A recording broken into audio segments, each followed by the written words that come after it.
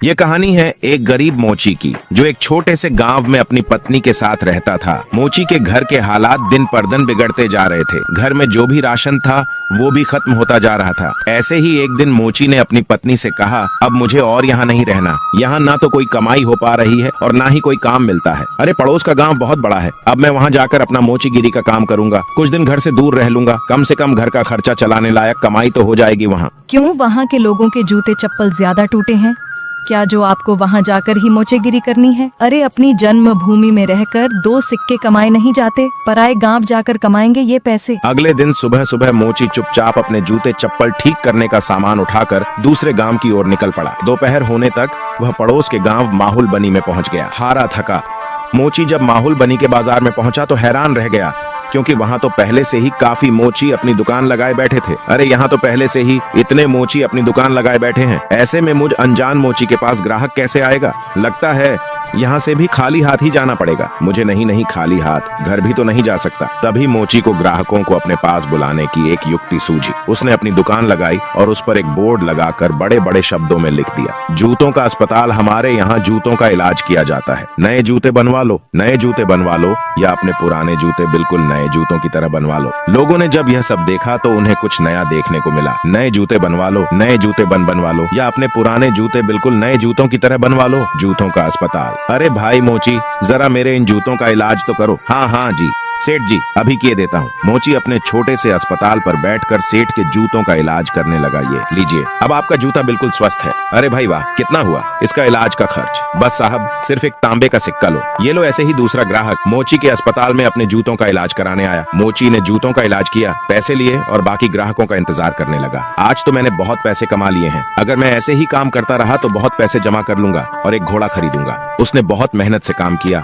और कुछ ही दिनों में 4 सोने के सिक्के जमा कर लिए। उनमें से उसने 2 सोने के सिक्कों के बदले एक व्यापारी से एक घोड़ा खरीदा और घर लौटने का फैसला किया। अगले दिन उसने अपना सारा सामान बांधा और घर के लिए निकल पड़ा। अपने रास्ते में उसे एक घने जंगल से गुजरना पड़ा, जहाँ उसने डाकुओं का एक झुंड देखा। हे भगवान, ये तो डकैत लगते हैं। ये डकैत मेरा सारा पैसा ले जाएंगे और मैं एक बार फिर से गरीब बन जाऊंगा। अब मैं क्या करूं? मोची बहुत चतुर था, उसने हिम्मत नहीं हारी और उसने एक योजना बनाई। उसने एक सोने का सिक्का घोड़े के गले में बांध दिया और आगे चला। चोरों ने उसे पकड़ लिया। अरे ओ, फटाफट अपना सारा पैसा निकालो, चलो जल्दी करो, देखो मैं एक गरीब मोची हूँ, मेरे पास इस घोड़े के सिवाय और कुछ नहीं है, कृपया मुझे जाने दो डाकू भाई। जैसे ही उसने यह सुना, घोड़ा रहका और उसके गले से वह सोने का सिक्का नीचे जमीन पर गिर गया। अच्छा मक्कार झूठे, हमसे झूठ बोलने की तेरी हिम्मत कैसे हुई? अगर तेरे पास कुछ नहीं था तो यह सोने का सिक्का तेरे पास कहाँ से आया? रुकिए रुकिए, अभी मैं आपको सब सच बताता हूँ। दरअसल यह घोड़ा सोना उत्पन्न करता है, इसी वजह से मुझे सारे पैसे मिलते हैं। ठीक है, यह घोड़ा तुझे हमें देना होगा, हम तभी तुझे यहाँ से जिंदा जाने देंगे। नहीं, बिल्कुल भी नहीं। अगर मैं इसे तुम्हें दे दूंगा तो मेरे पास कुछ भी नहीं बचेगा। चलो, हम तुम्हें इसके बदले 50 सोने के सिक्के देंगे। ठीक है, पर एक बात का ध्यान रखना कि बारी बारी से अपने साथ इस घोड़े को रखना, वरना आखिर में तुम सब पैसे के लिए लड़ते ही रह जाओगे। मोची ने घोड़ा बेच दिया और घर लौट आया। वह बहुत खुश था कि उसे सोने के सिक्के मिले थे। इस पैसे से उसने अपने ही गाँव में थोड़ी सी जमीन खरीदी। इस बीच डकैत भी घोड़े को लेकर अपने अड्डे पर पहुँच गए। वहाँ डकैतों के सरदार ने अपने आदमियों से कहा, इस ग्रह का सरगना होने के नाते इस घोड़े को सबसे पहले मैं रखूंगा। उन सब ने अपने सरदार की बात मानी और उस रात सरदार अपने अड्डे पर उस घोड़े के साथ सोया। अगली सुबह जब वह उठा तो उसने देखा कि वहाँ अस्तबल में कुछ भी नहीं था। उसने पूरा अस्तबल सही से देखा पर उसे कुछ नहीं मिला। वह जान गया कि इस मोची ने उसे बेवकूफ बनाया है। इस बीच एक और डकैत वहाँ आया। सरदार, आपको सोना मिला, हमें भी बताइए कि कितने सोने के सिक्के घोड़े ने उत्पन्न किए। तुम खुद ही यह पता लगा लोगे जब आज रात तुम खुद ही इस घोड़े को रखोगे। सरदार ने किसी से कुछ नहीं कहा, क्योंकि वह अपने आप को बेवकूफ साबित नहीं होने देना चाहता था। एक एक करके सभी डकैतों ने घोड़े को अपने साथ रखा, पर उनमें से किसी को कुछ नहीं मिला। वे सब समझ गए कि उन्हें बेवकूफ बनाया गया है। उस मोची ने हमें बेवकूफ बनाया है, अब हम उसे सबक सिखाएंगे। सरदार, उसने यह साधारण सा घोड़ा हमें 50 सोने की मोहरों में बेचा है। हम उससे अपना पैसा वापस लेंगे और हमें धोखा देने की जुर्रत की सजा देंगे। हाँ चलो चलो। वे सब के सब मोची के घर की तरफ निकल पड़े। मोची अपने खेतों में काम कर रहा था। उसने सभी डकैतों को अपने घर की तरफ आते हुए देख लिया। मोची जल्दी से अपने घर में गया, अपनी पत्नी से बोला, अरे भाग्यवान, मेरी बात ध्यान से सुनो। अभी एक डकैतों का झुंड यहाँ आएगा और जब वो मेरे बारे में पूछे तब तुम उनसे कहना कि मैं खेतों में काम कर रहा हूँ। फिर हमारे कुत्ते जबरा को भेजना मुझे बुलाने के लिए। यह कहकर वो अपने घर के पीछे छुप गया। कुछ देर के बाद चोर वहाँ आ पहुँचे। वो मोची कहाँ है? बुलाओ उसे, हम उससे बात करना चाहते हैं। वो तो खेत पर गए हुए हैं। आप रुकिए, मैं अभी अपने कुत्ते को भेजती हूँ। उन्हें बुलाने के लिए जबरालिक अपने मालिक के पास तो जाना और जाकर उनसे कहना कि कुछ लोग उनको बुलाने आए हैं। ये सब क्या है? क्या जबरा सचमुच तुम्हारे पति को यहाँ ले आएगा? जरूर, वह हर बात समझता है जब वह खेत पर होते हैं और मुझे उनसे बात करनी होती है तो मैं बस जबरा को उनके पास भेज देती हूँ और जबरा मेरी बातें उन तक पहुँचा देता है। डकैत मोची की पत्नी से बात कर रहे थे, तभी मोची वहाँ आ पहुँचा। ओहो डकैत भाई, आप आए हैं। जबरा ने मुझे बताया कि आप मुझसे कुछ बात करना चाहते हैं। हमें तुम्हारे इस घोड़े से कुछ नहीं मिला, तुमने हमें धोखा दिया, हमसे झूठ बोला। अरे आप कैसी बात कर रहे हैं? मुझे लगता है आपको कुछ तो गलत फहमी हुई है। आज जो कुछ भी मेरे पास है सब कुछ उस घोड़े की बदौलत ही है। अच्छा चलो ठीक है, हम तुम पर एक बार और विश्वास करते हैं, पर उसके बदले तुम्हें हमें यह कुत्ता भी बेचना होगा। अरे नहीं, बिल्कुल भी नहीं, मैं इस कुत्ते को तुम्हें नहीं बेच सकता। अरे चलो, हम इसके लिए तुम्हें 40 सोने के सिक्के देंगे। थोड़ा इनकार करने के बाद मोची सहमत हो गया। कुत्ता बेचने के लिए चोरों ने जबरा को लिया और चले गए। जब सभी डकैत अपने अड्डे पर पहुंचे तो सरदार ने ऐलान किया कि वह पहला होगा जो कुत्ते को अपने पास रखेगा। बाकी डकैतों ने उसकी आज्ञा मानी और चले गए। सरदार ने अपने बेटे श्याम को बुलाया। सुनो श्याम, मैं अब काम पर जा रहा हूँ, अगर मेरी जरूरत पड़े तो इस कुत्ते को मुझे बुलाने के लिए भेज देना, जैसा आप कहो पिताजी। कुछ देर बाद एक डकैत को अपने सरदार से एक काम आन पड़ा। उसने श्याम के पास आकर सरदार को बुलाने के लिए कहा। आप रुकिए, मैं तुरंत उन्हें बुलावा भेजता हूँ। जब राजा और जाकर पिताजी से कहना कि कोई वहाँ आया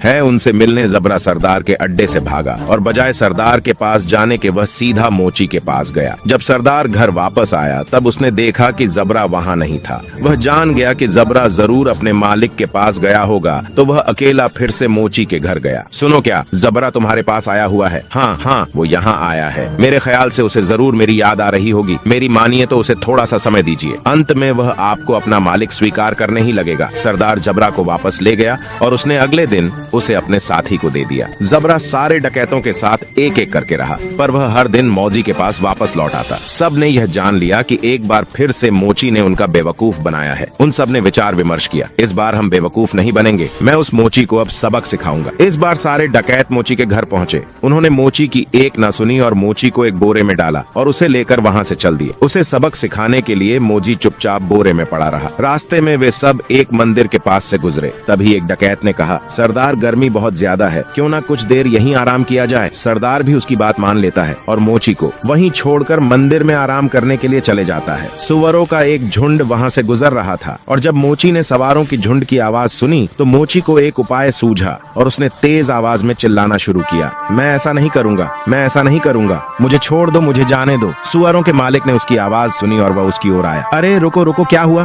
तुम क्या नहीं करोगे? किसने तुम्हें इस बोरे में डाला? वो मेरी शादी जबरदस्ती जमींदार की बेटी से करवाना चाहते हैं, पर मैं शादी नहीं करवाना चाहता। क्यों भाई, क्या तुम पागल हो? अगर मैं तुम्हारी जगह होता तो मैं यकीनन उसकी लड़की से शादी करता। अगर ऐसी बात है तो आओ, मैं तुम्हें बोरे में डाल देता हूँ और तुम जाकर उसकी लड़की से शादी कर लो। सचमुच बेशक, लेकिन पहले मुझे बाहर तो निकालो। सुअरों के मालिक ने मोची को बोरे से बाहर निकाला और खुद बोरे के अंदर घुस गया। मोची ने उसे बांध दिया और उसके स्वर को लेकर वहाँ से चला गया। शाम को डकैत मंदिर से बाहर आए, बोरे को लिया और चले गए। क्यों ना इस मोची को हम यहाँ इस कीचड़ में फेंक दे, ये इसे अच्छा सबक मिल जाएगा। डकैतों ने उसी कीचड़ में फेंक दिया और वहाँ से चले गए। वापस आते हुए उन्होंने मौसी को सड़क पर देखा और वह हैरान रह गए। अरे तुम यहाँ कैसे पहुँचे? डकैत भाई, उस कीचड़ के नीचे एक जादू स्थान था और वहाँ बहुत सारा सोना था और बहुत सारे सुअर उस सोने की रखवाली किया करते थे। मैं इन सुअरों की मदद से वहाँ से वापस आया और कुछ सोना भी अपने लिए लेकर आया हूँ। अब फिर से वहीं जा रहा हूँ। अब सुनो, हमें तुम उस जादुई स्थान पर ले चलो और खबरदार तुम वहाँ रखे सोने को अब हाथ भी नहीं लगाओगे। पर मैं, अरे जैसा मैं कहता हूँ वैसा करो।